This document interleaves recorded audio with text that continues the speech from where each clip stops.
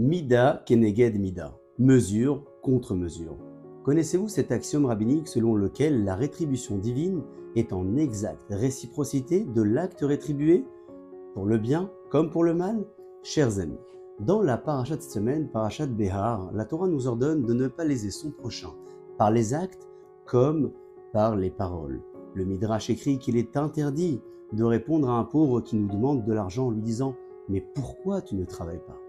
Les maîtres du Talmud nous rappellent dans le traité de Berachot, page 32b, que si depuis la destruction du Beth Amikdash, les portes de la prière se sont refermées, celles des larmes sont encore ouvertes.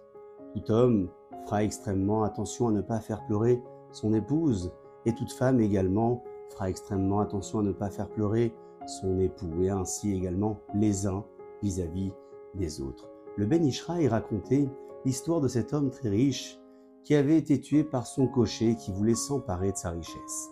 Avant de mourir, le juif dit au cocher que l'oiseau qui plane sur nos têtes en soit le témoin.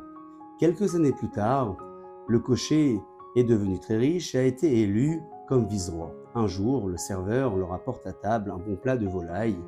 En voyant un oiseau dans l'assiette, le vice-roi rigole. Et le roi le contraint de lui raconter son histoire jusqu'à le faire avouer le crime qu'il avait commis devant cet oiseau.